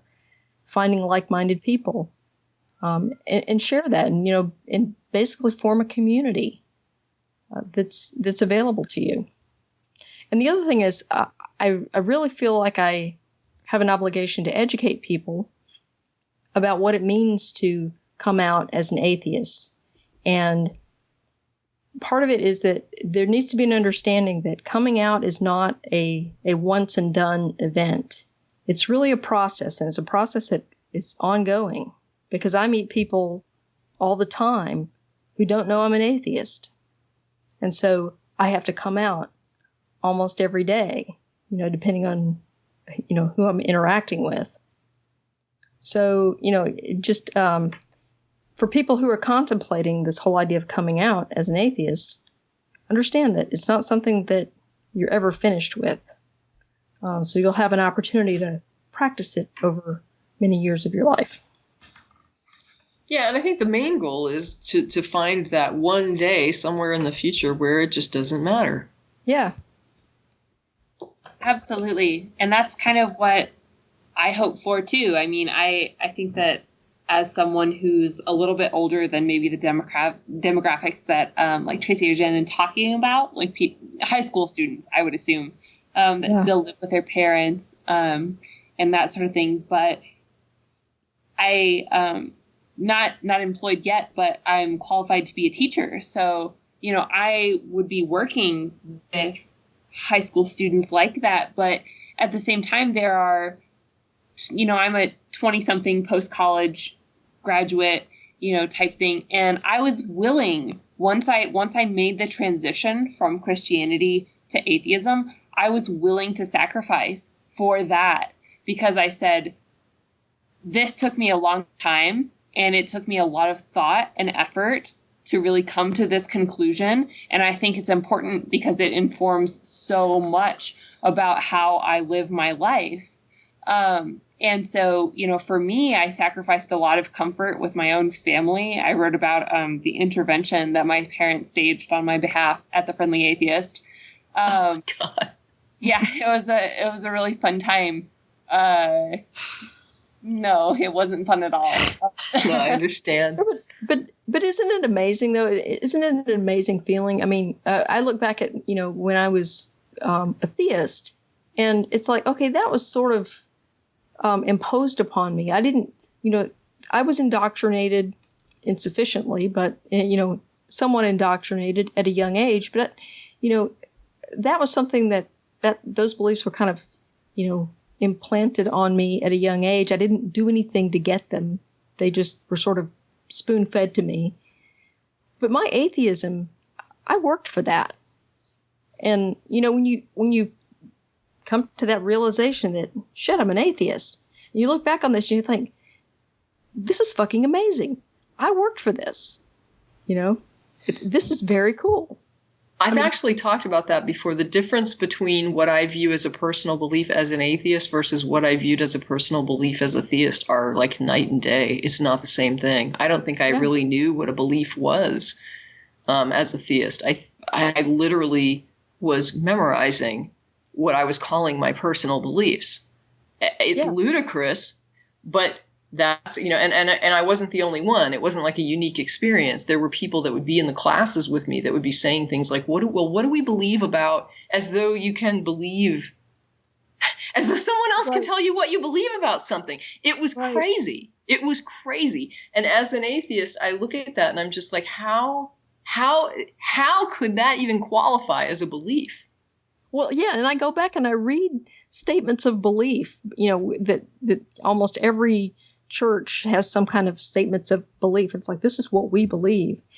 And I read this and I'm thinking, okay, how many people in this church actually believed that? And this is why they joined the church, versus how many people were indoctrinated into this. Taught it. Yeah. And told this is what you believe. Yeah. This is what you believe. There was somebody, I hope this is not too tangential, and I know we're getting toward the end of the program based on time, but it was like somebody was on the Atheist Experience last week, and they kept asking the host, what do you believe about Big Bang? What do you believe about the origins of the universe? And I was like, does this person understand that you don't have to have a belief about it? That even if you accept it as the most credible scientific perspective based on the evidence, the best model based on the best evidence, it doesn't mean that you're somehow required to believe it. Yeah. They don't get what belief is. And I didn't get what belief is either. I thought that it's that whole, it's eking out in his call that he expects that if you have to believe it somehow. It's like that simply accepting it as a model that is the best explanation currently based on the facts currently, and not, that I don't know that person could even grasp that concept without thinking of it in terms of belief. Yeah. It makes sense to me. As I don't know, people just, I don't think they understand the difference between having something to them, like to a theist, and I'm putting my little tinfoil hat on and remembering what it felt like as a Christian. But, if my pastor said something authoritatively, then that was my belief. And, because that was something that you were supposed to believe. It is, quote, what we believe.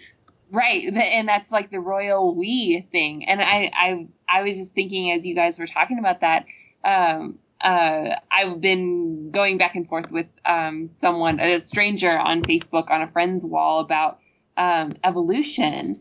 And, ultimately it gets down to the point where they're asking technical questions about evolutionary biology that I honestly can't answer. Sure. But they are approaching those questions with the perspective of, this is your belief.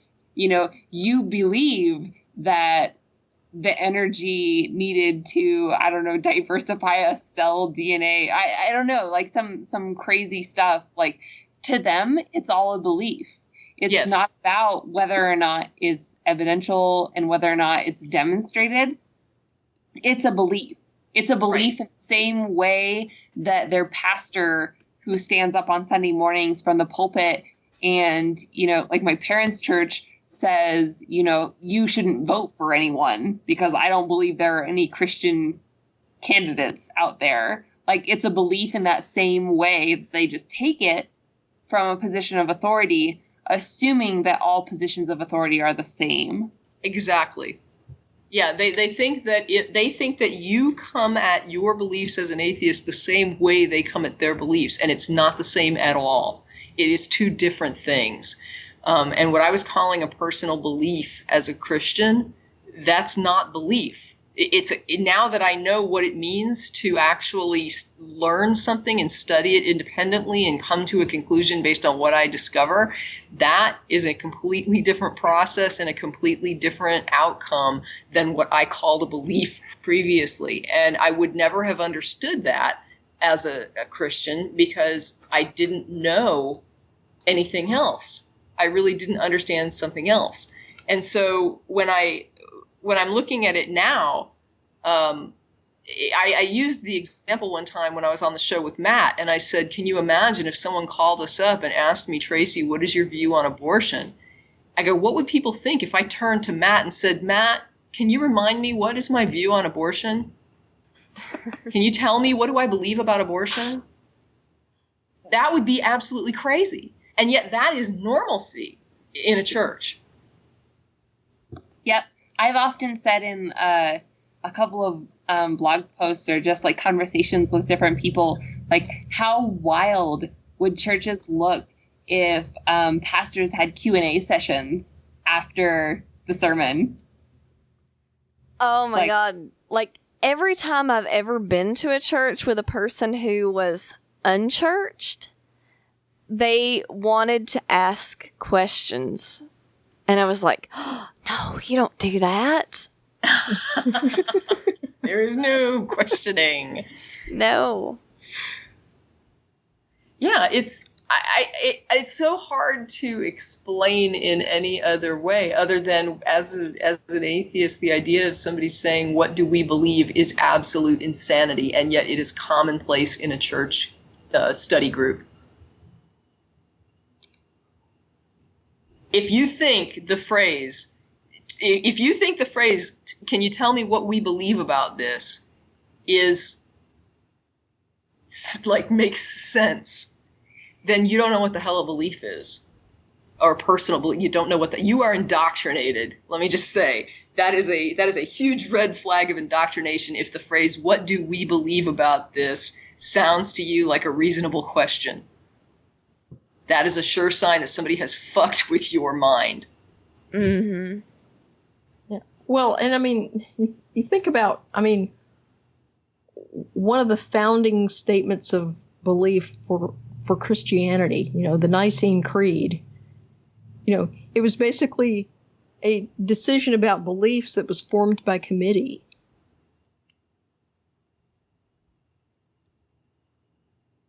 Yeah, it's so being very, very disturbed.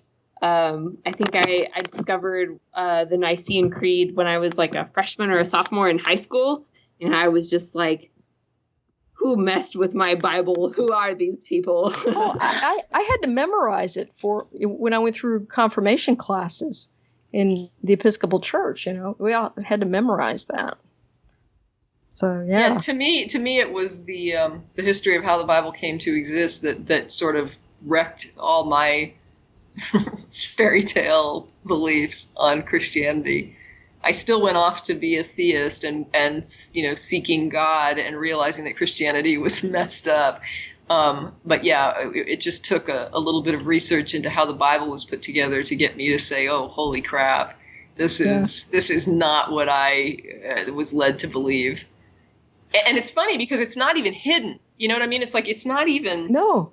People think of it in terms of, well, if this was the way it was, everyone would know it. It would just blow Christianity wide open. And it's like, dude, go look it up. You're not going to find dissent. Nobody disagrees this is how it was done. They just don't talk about it in church. I know. I mean, yeah, they teach this crap to 12-year-olds in confirmation class. I mean, But my preacher didn't even know. Yeah. That's the thing. It's not like my preacher was conspiring to keep it from me. He grew up in the same damn church and he didn't know it either.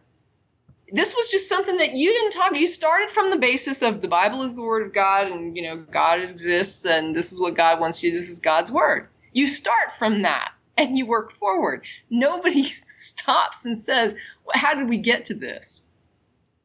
Yeah. Yeah, that's one of the, oh man, I was just thinking that's so interesting because I'd say one of the biggest reasons that I deconverted from Christianity, it wasn't Richard Dawkins or Christopher Hitchens or, any of the Four Horsemen or anything like that. It was Bart Ehrman. Because I actually, I mean, just from hearing snippets of Matt's story, it sounds like in a broad sense, we had a similar experience of, I had this faith and I wanted to validate this faith. And so I started looking it up. And then I was like, oh, goodness, this wasn't what I paid for, It isn't what you expect to find.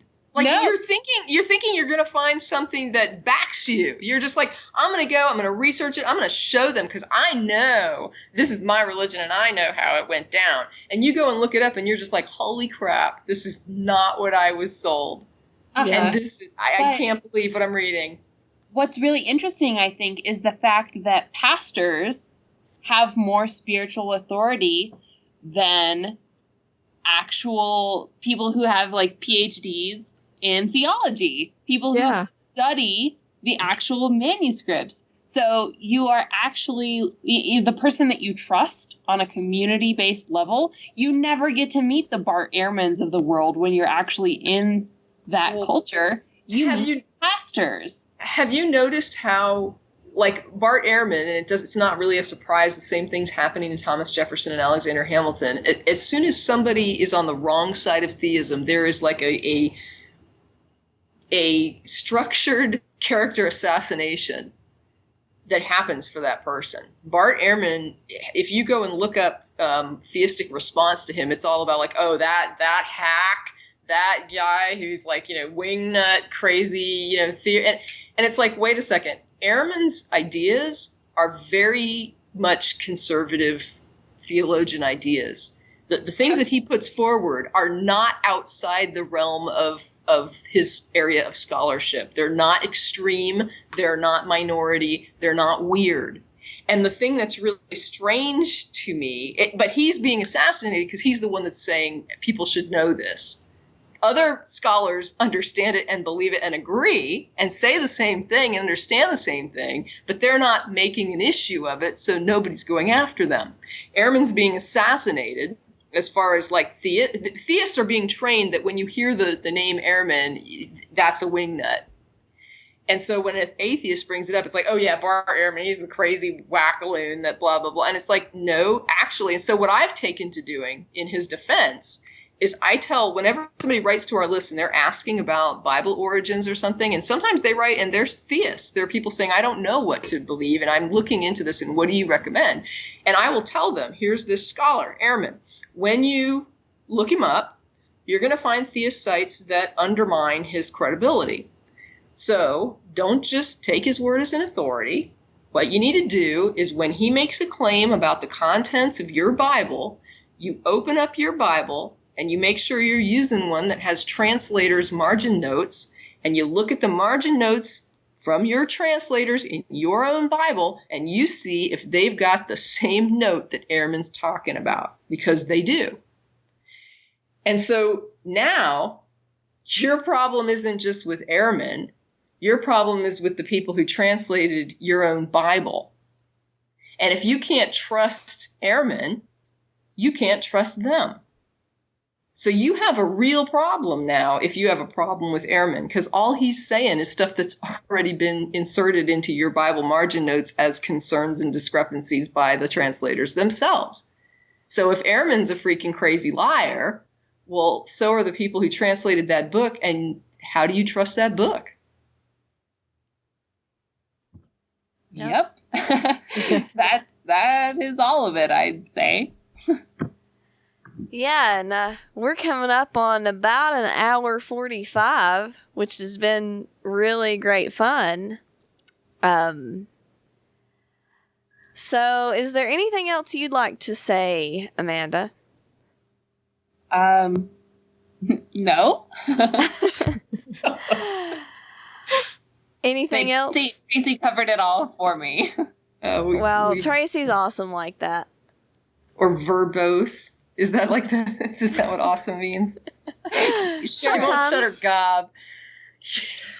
We can't shut her up. That's what we mean by awesome. That's okay. Hey, I'm working on it. I'm working on not being able to shut up. I hope I get to that point at some point. We can arrange private lessons. All right. Well, Amanda, you are at Friendly Atheist, which is what? Patheos.friend. What's the address for that? So you can pimp that. I think you're right. It's Patheos, like / Friendly Atheist. Just Google it, people. Just Google it. Just Google it. I did, and it came up, so if I can do it, I know you can. All right, and Him at blogs there, who's awesome, and lots of awesome people. And remember, bitches at atheist-community.org if you want to talk to us. And I have one more thing before we sign off. We heard last week about Brian Fisher from the AFA, who suggested that kidnapping the children of gay and lesbian parents would be appropriate, that we basically need an underground railroad to, save the children of gay and lesbian parents. And this is in response to a pastor who was on trial because he assisted in the kidnapping of a child, basically removing a child from the country to avoid transferring custody to the former partner of a woman who was in a same-sex relationship and later became a Christian. So anyway, the former partner, the woman who eventually was granted custody of this child, her name is Janet Jenkins. The pastor was convicted yesterday of basically helping with this kidnapping. Today, Janet Jenkins filed a civil RICO lawsuit against not only Liberty University, but also the Thomas Road Baptist Church, because it turns out some Liberty University professors and some members of the Thomas Road Baptist Church, which many will remember as Jerry Falwell's church, it turns out they assisted in the kidnapping. Woo. And so there's now a civil lawsuit out. It's a RICO lawsuit, so should be very interesting. Yeah, this is vile. I mean, this was some vile stuff. Yeah. And so anyway. Yeah, and that they should be indicted. They should all go to jail if they've done anything like that. Some of these professors were telling their students because Liberty University has a law school, and they were telling some of their students at the law school that if the laws of the land come into conflict with their religious beliefs, that they should violate the law. Yes, that's what they believe. And this is anarchy. And aside from that, I mean, these are students who are going to be lawyers. They will be officers of the court, and they're being advised that they have a responsibility to disobey the law if it violates their religious sensibilities. Everyone in the country should be incensed about this. This is cause for grave concern.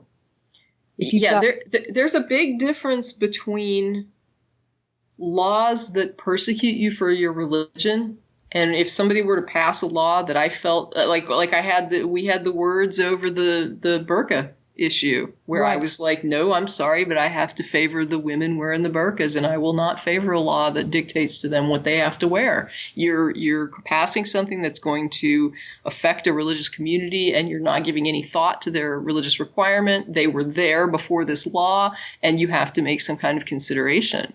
But when it comes to just a standard law that is just a normal social law, like don't kidnap somebody's kids. Yeah. I don't care anymore. Your religion doesn't grant you superior rights over everybody else. And you are not held harmless against breaking real laws that are not, persecutorial laws aimed at you, trying to restrict your religious practice. These are just normal, socially functioning, structured, allowing society to function in a structured way with some sort of order. And you're saying that violates your religion. Well, then we have a problem, because I don't support the law persecuting you because of your religion, and I don't support the law restricting you because of your religion. But when there is just a standard law that you expect every citizen to adhere to, and it is not a burden to not kidnap someone else's children, then you need to rein it in. I'm sorry, but I don't support, it's like if your religion violated somebody in some other way. I mean, if you're going to be allowed to kidnap someone's kids, I mean, can you harm them? Can you damage their property? Can you kill that person? What if your religion requires human sacrifice? No, you don't get to do that shit. That's crazy world. You have to live in society. And I'm sorry that suddenly one of the people in this couple decided gay is bad, but both these people are the parents of this child.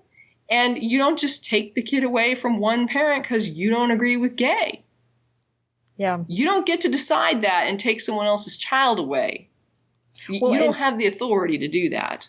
And what's interesting about this case, too, is that originally Lisa Miller, who is the child's biological mother, she actually gave birth to the child, she was awarded primary custody. But Janet Jenkins, who legally adopted this child in Vermont, the Vermont court awarded liberal visitation. Well, Lisa Miller, the woman who became a Christian and decided gay was bad, she was consistently interfering with Janet Jenkins' visitation of this child, which is why this went back to court. Eventually, the Virginia court, where Lisa Miller had moved, the Virginia court said, okay, Jenkins is right. The Vermont court has jurisdiction on this.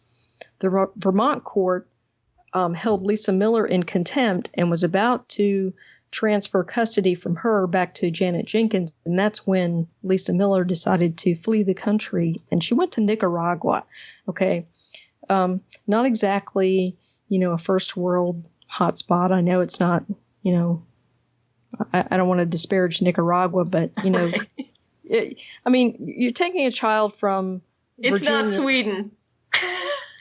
Yeah, I think we understand. You're taking a child from Virginia to Central America, where this is and she's not an infant; she's a school-age kid, so she's aware of what's going on here, and you're placing her in this situation where, she knows that they're running away because the court has transferred custody. So, it's just, this thing was all kinds of messed up from the get-go. But then, on top of all this, you've got a law school advising future attorneys to disregard the law when it is inconvenient or when it conflicts with their religion. This is pretty horrific, and I don't care what your religious beliefs are. You should be horrified that a law school is advising its students to disregard the law. Yeah, it's insane. This is anarchy. It's insane. And there's not even, as far as what I read, there's no claims of abuse or anything here. No. This is just about, I'm not gay anymore and you are, and so you can't have the kid. Right. I think there have been some spurious claims of abuse. I've read some of the crazy Christian sites who basically lie and say anything, it's bullshit. According to the crazy Christian claims, being gay and having a kid is in and of itself abusive, according to them. True. Right. True. That's how they view it. And it is, this is absolutely insane. When you think that you have a right to grab somebody's child away from them, you've crossed the line. This is no longer about your right to worship or believe freely. This is well into the domain of you are causing damage to somebody else. And you don't get to do that using your religion. You don't get to cause real harm, real damage to people and say, I'm held harmless because it's my religion, and so you can't put the laws on me. No, bullshit. When it gets to the point where you're hurting other people and you're costing them and you're damaging them in demonstrable and quantifiable ways, you're no longer protected. You can't just scream religious protection while you're just rampaging and causing damage. That's not okay. Yeah, absolutely. I was just thinking about my experience in English education. I went to the same university that Jen McCrate did of Black Hag, but I was in the swing dance club while she was in the non-theist society. So we never crossed paths at Purdue. But the same thing that you're talking about, I had students or peers in my education classes that would talk about how they thought it was their right to proselytize to their students in a high school English classroom, or they would select curriculum materials according to their own personal views. And that's so nuts to me. Absolutely freaking crazy. And it's the same, even though it's a completely different, story, it's the same idea. Is why do you think that your religion grants you the ability to go above, over the law? It doesn't. It doesn't. The thing is, though, this is, I mean, some people balk at the word privilege, but this is privilege in action. Because if you told them that a Muslim teacher was doing this, they'd have a shit fit. So what they're saying is, we reserve the right to do this, but nobody else can do this. Yep. And that's when you're talking. And my point is, this isn't just somebody exercising a right that everyone should have. No one has this right. And no one should have this right. And you should not be doing this. And nobody should be allowed to do this. And so this is actually where the word privilege is correctly used, because this is where they're putting themselves in a situation of being able to exercise a specific behavior that is not granted to other people, nor should it be. Yeah. Yep, Christian privilege. They think that religious freedom, which is a code word for Christian privilege, is their religious freedom to put their religion on everybody else. Yeah. That's right. What they think it is. Yes. It's their right, because they're right. And this country was founded on Christianity, don't you know? Oh, and speaking of which, just got to throw out there, what is it, Dan Barton? David Barton. Yeah. David Barton, thank you. Just FYI, school board, quote, expert with no credentials, head of wall builders, going down in flames because of his factually made up crap. In his book about Thomas Jefferson's lies, which that's part of what I was talking about with Jefferson's character assassination, since he's a thorn in the side of church-state separation. People that don't believe in that don't really like Jefferson, and so Jefferson and Jefferson's Lies was Barton's latest book that just got yanked because of the bullshit that's in it that they could not support as factual. This man helped to shape the Texas social studies curriculum, along with some other states where he acted as an expert person to guide the curriculum for school boards. It is a point of shame to every school board who utilized this man in order to try to justify inserting their religious beliefs into a school curriculum that is public school. Oh, and did we mention that he has no degree in history or any other credentials that would qualify him as an expert? Nothing. Oh, yeah, that's right. Yeah, you did mention that, Tracie. Yeah, he's got nothing. All he's got is that he's got a website, and he writes Christian books about how we're a Christian nation, and he supports school boards who would like to teach that in their schools in the most subversive way they could possibly get it under the radar, but it's not too thinly veiled. Yeah. And he got what he deserved by finally being slapped down by his Christian publisher, who said, we have to pull the book because it's full of crap and lies. just, for years to come, this will be our social studies curriculum in Texas. I'm so not happy. Yeah. Yeah. I will say, though, that it's not David Barton's lack of credentials that are the problem. It's his lack of evidence. Yeah, exactly. If he said anything, it doesn't matter to me necessarily that he doesn't have a history degree and whatnot, although that certainly would establish to me if someone had a history degree from a reputable university, that would tell me, that's a good indicator in my mind that there's someone to be trusted about the field of history in particular. But if he had any evidence to support his claims, that would be one thing, but he doesn't. So I think in the context, though, of being used as a school board education expert, for them to show a disdain or disregard for credentials is appalling. I mean, I understand what you're saying, that somebody could be independently educated. But at the same time, if you want to work in the capacity of an expert in that field, you need to knuckle down and get the degree. Yeah, and I can't think of any other context in which someone with no credentials in this field would be admitted as an expert.